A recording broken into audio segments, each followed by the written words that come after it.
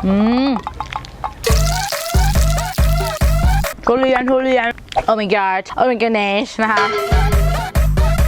สบายดี Hello everyone วันนี้นะคะจะมีเห็ดซาไข่มุกซึ่งว่าจะมีอยู่3แบบน้ำกันถ้าจะเริ่มต้นจาก coffee meal แล้วต่อไปก็จะเป็น Pearl Science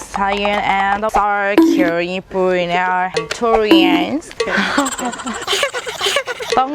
suspend your skirts quite time โอเคงงเลยมัมทอร์นซูกะไข่มุก egg pear เกลือบอร์นเคิร์นโอเคเกลือบอร์นเคิร์นนั่นดีว่านมทุเรียนสบายเมสซี่เฮือนอะเนาะต้องเฮ็ดได้ทุกเมนูอยู่แล้วก่อนสิเว้าลาวได้คำหนึ่งเขาต้องได้แบบyou know แบบ here you เตา partay ยีซีมันก็จะขนาเข้าใจบ่โอเคเนาะต้องเริ่มแรกเขาจะต้มน้ำต้มหมุกก่อนพอหมุกเนี่ยมันต้องได้ใช้เวลาต้มโดนเกือบว่า30 นาทีประมาณส่วน4ของถุงอะถ้าซื้อมาถุงใหญ่ๆก็ประมาณ1/4ถุงหอมน้ำกับประมาณ1 ลิตรใช้ความร้อนอยู่ประมาณอุ้ยอันตรายเนาะถ้าเห็นน้ำคนแล้วกระทอกมุกตึ๊กลงไปแล้วก็ต้มประมาณ30 นาที next เนาะก็คือเราจะมาเหตุการณ์ต้มน้ำอันนี้ 8,000 กีบมักเห็ดใส่นะบ่เข้าใจใส่ลงไปคนใส่ไปเดี๋ยวมันจะเป็นก้วนแล้วมันจะบวเซฟเก่งใจแบนค่ะเจ้านาวะแท้สีมันคือแบบแดง after corn finish แล้วเขาก็จะเติม coffee mate ลงไปยั่ว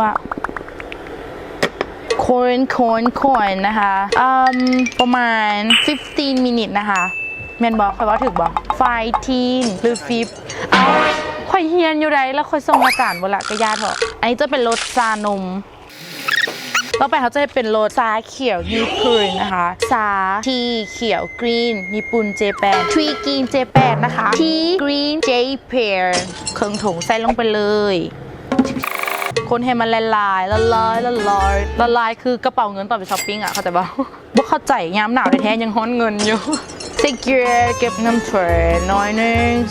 ครั้งแรกกะสิออกแบบผู้ว่าที่บอกครั้งแรกกะสิออกมาดีเลยกะสิเกินไปออกไว้เพื่อไปป้าให้มันเย็นน้อยนึงทีกรีนเจแปน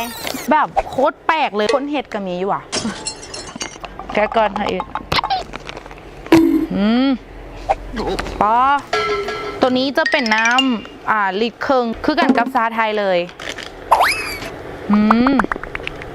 กูกินโบโอเคเว้ยมันคือห่อทุเรียนไปคั่วกินนะใส่คอฟฟี่เมดเนาะคือเก่าคนเฮาอีต้นแขกที่จะมาซีมซาเว้ยเฮาต้มแล้วเนาะจะมีอันนี้จะเป็นซาไทยซาเขียวแล้วก็ทุเรียนต่อไปจะเป็นการปรุงก็คือเฮาจะใส่น้ำตาลกับเกลืออันละเล็กละน้อยนะคะน้ำตาลคนใส่หมูกก่อนเนาะเพราะว่าเพื่อที่แบบเวลาหมูกมันลงไปอยู่ในจอกแล้วมันจึงบ่จางถ้าน้ำไหลก็จะใส่ประมาณน้ำหน่อยได้ก็สิเด้อจึงแต่ว่าเนาะเป็นแม่ซื้อเงินอีหลีได้มาเฮ็ดกินอีหลีมาเขาจะเริ่มจากซาไทยบาร์เทนเดอร์ผู้หญิงก็อย่างบาร์เทนดี้อ่ะเอาอย่างวันนี้เอาอย่างคืออยู่เดิมแม่เด้อเคล็ดลับของการขายน้ำมาให้ลูกค้าก็คือน้ำก้อนหลักเขียวคืออันนั้นเนาะคือน้ำอ่างป่าบริล้างอะนะเขียวอีอะนะ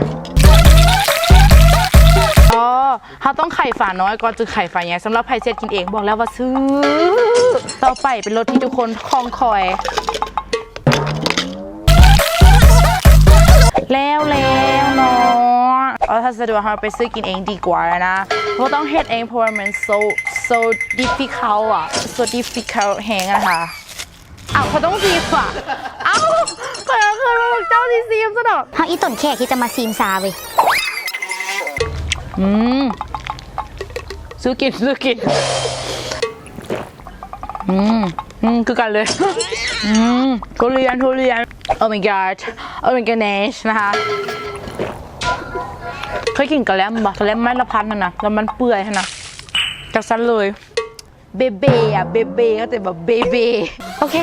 เข้าใจที่ว่าติดตามรับชมแล้วเขามาเบิ่งว่าต่อไปเขาจะออกมาเป็นคลิปอย่างเนาะแต่ว่ามื้อนี้เขาต้องขออภัยโอเคเราเจอกันคลิปหน้าขอบใจ